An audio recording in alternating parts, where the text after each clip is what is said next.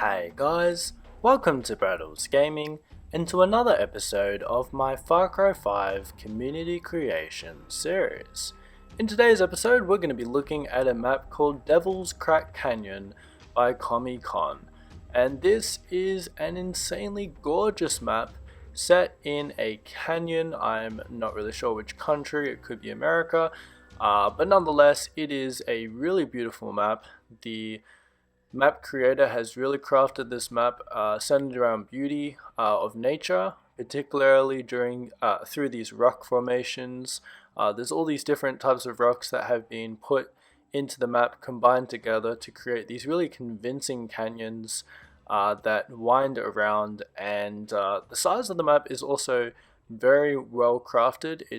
I'm pretty sure it's taken up basically the whole entire map of the editor, but it still feels very doable. It's a very good experience in terms of the time it takes you to complete the map. For me, it took me around 17 minutes to complete this map, or 20 minutes, depending on the playthrough. But yeah, it's a really nice map, really nice in terms of the amount of time that it takes you to play it. But just really gorgeous to play through as well, and really makes you want to explore. And as I do in every community creations episode, I'm going to go through what are some of these really good things and what are some things that might be improved upon. But nonetheless, let's get into this episode. Now, the first thing is that you actually start out with nothing, and I really like that from a gameplay point of view. It means that it really plays into that narrative that you are a survivor of the cult, and that your objective is really to survive and escape. And so it starts you out with basically nothing but a branch and a shovel, and then you kind of move through the map, and as you move through the map your arsenal sort of improves. There's also a nice little campsite here that has, I guess, your bow and arrow when you were out hunting, so I really do like the narrative really tying in with the gameplay. And that's my first pro for this map, that the narrative has tied in with the gameplay really well, but you also have, this kind of like a progressive gameplay, I guess, structure where as you go through the map you have to pick up weapons and things that is going to help you fight off the cult to greater effect. The second thing the second thing I really love about this map that I already mentioned is just the sense of scale and beauty that has gone into crafting this map. There's a lot of verticality, but there's a lot of winding pathways, and more on those winding pathways. What the creator has done, which you'll see later on in the gameplay, is for some parts of the map there are two different pathways that you can take. One that has more enemies, which is the more direct pathway, but then you can take a sort of alternative pathway that has less enemies. So it kind of gives you the choice as the player. Do you want to directly confront the enemy, or do you want to kind of be sneaky and go around? And despite the AI in Far Cry largely not being very smart and not being the best AI to have a challenge against, I must say that the start of this map, especially when you don't really have many weapons to start with, is actually really well done. There's a few snipers, and if you go out loud at the beginning, the snipers are pretty much the only enemy type in Far Cry that I find is particularly challenging to go against, apart from maybe the heavy soldiers. And that's because the snipers pretty much have aimbot in Far Cry. I don't really know why that is, but I've always remembered the snipers in Far Cry to be absolutely overpowered. But nonetheless, it is good for this map because it does provide a bit of a challenge at the beginning. So those are my two pros so far, that this is a very beautiful map, but also sort of the progressive nature of the map in terms of you having to sort of build your arsenal up as you play through the map. And then also the flanking opportunities. As you guys can see me doing right here, I'm taking one of these said flanking opportunities, and in these flanking opportunities you also find weapon pickups like this super magnum, which I just picked up then, which I thought is also a really nice touch. It kind of rewards players for kind of taking the stealthy approach, or perhaps being a bit more explorative, and that's definitely a technique that I think open world games use as well, to try and entice players to really explore the full extent of the map and not just kind of play it as if it's a linear experience. And although this map is, at the end of the day, a linear experience because it is a journey map, it still kind of gives you enough opportunities to explore, even if it is very linear. The third pro is also in relation to the progression of this map, but rather the actual layout and the areas that the players traverse through as they're playing through the map. When you play through this map, the majority of your time is spent navigating these winding canyons that are also quite claustrophobic in nature, and that doesn't mean that there's no open spaces. As you guys can clearly see, there are a lot of open spaces on this map to move about, but rather if you get yourself into a bit of a pickle, there's not really anywhere that you can go that is going to be safe. Yes, there's lots of cover for you to hide behind, but like I said, if you get into a pickle, there's not really much escape for you. You've either got to take the conflict on head on, or you've got to retreat backwards, but it's not like you can scale the steep cliffs to either side of you.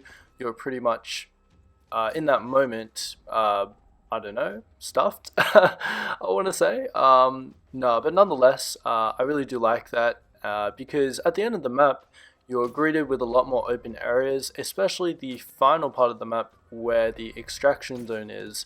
There is wide open fields, and this is in contrast to the rocky, jagged, winding canyon that you must navigate through first to get to this sort of safe haven sort of place. And finally, this also refers back to one of the previous pros we already talked about. In relation to the beauty of this map, there's also a lot of really cool landmarks and locations to explore on this map, not just through the flanking opportunities, but as you would have seen from the cinematic, there's a huge bridge later on in the gameplay, there's waterfalls, there's rivers, there is just a lot of different really cool interest points. You're also going to see one a little later on, which I actually don't explore just because I want to continue on with finishing the map. Let me know in the comments down below if you guys can figure out which point of interest that is. It's a very interesting point of interest. Wow, that's a bit of a double up there in words. But nonetheless, there's also this really daunting sight of these, I guess, dead bodies hanging from the bridges, which really kind of gives off a real sort of, I guess, dire, perhaps cannibalistic vibe. I don't know, not really cannibalistic, but more so just really creepy, really dire, and really daunting sort of circumstances that really invokes, I guess, a sense of fear. Maybe not in terms of the player, because obviously we know it's fake, it's just a video game, but nonetheless it really does lend itself to invoking that sense of fear and really nailing that narrative. And you can see here, this is one of the flanking opportunities that I took. There's still some enemies through this flanking opportunity, but they're a lot less, and they're not as difficult to defeat. Whereas I think if you went the other way, you would encounter a heavy enemy, a sniper, and a rocket launcher guy. So this is definitely the way to go if you want to be a little bit stealthier. Now, the only real con I can come up with this map is not really actually to do with the map editor's fault, KommieKon, but rather the limitations of the map editor. And that is that by taking these flanking routes, what happens is that a lot of the time you'll skip over enemies, and when you skip over enemies, especially in maps like this, it means that enemies in later portions of the map aren't going to spawn in. And so what happens is that if you're a player by nature that likes to be stealthy and likes to sneak past enemies, or maybe you're someone who doesn't kill every enemy because it's not necessary, then what you'll find is that there'll be less and less enemies later on in the rest of the map. And unfortunately that means that the experience can kind of be ruined, because it just means that for the rest of the map you're basically just having a Sunday stroll through the park, and there's not really any challenge there for you to evade or kill enemies for the rest of the map. Again, that's not really the map editor's fault, that's more so the limitations of the map editor. The fact that you have to kill every enemy in order for the next wave of enemies to spawn can be a little bit tedious, especially if you have a map like this which is a bit open-ended, and means that players might not always kill every single enemy. It just is a bit annoying, but again, it's not really something that that is the fault of the map editor, but more so the limitation of the map editor itself on Ubisoft's behalf. Still, if the creator was watching this, I guess one recommendation would be to, I don't know, actually, make this an assault map. I don't know. Yeah, obviously, if you made it, well, I mean, if you made it assault, it means that players would still move throughout the map, especially if there were more enemies along the way. It just means that you wouldn't have this sort of experience of trying to survive. The objective would kind of change to elimination, and that might take away from the narrative and the backstory of you trying to survive and escape from the cult. But that could just be one of the many ways that the creator might be able to resolve this issue. But nonetheless, again, it's not really much that you can do. I'm not super experienced in terms of solo maps. I don't know if you guys have any suggestions in the comment section down below. But nonetheless, that's just a minor issue that this map has. But otherwise, it is a brilliant map. I really do love playing through this one. It's pretty replayable as well. And it's definitely one that I want to share with you guys and give some exposure to, because of just how brilliant it is in terms of all the environments that the creator has made for the player to be able to explore and traverse through.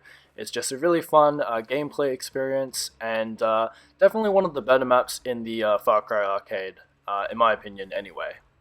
With that being said, I'm going to let the rest of the gameplay roll so you guys can enjoy the gameplay in peace. But again, thank you guys very much for tuning in to this episode of Community Creations.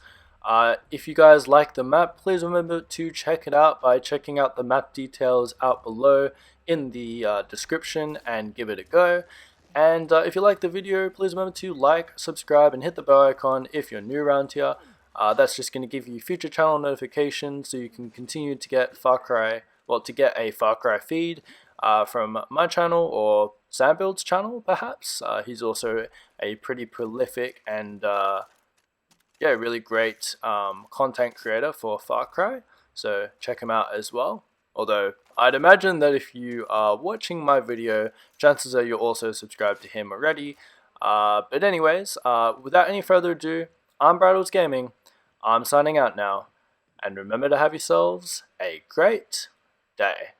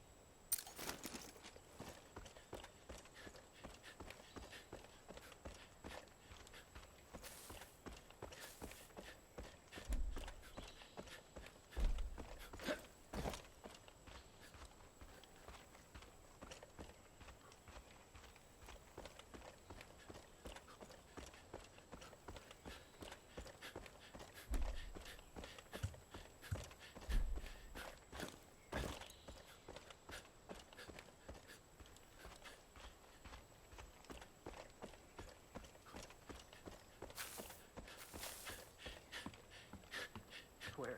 I heard a rattler the other day.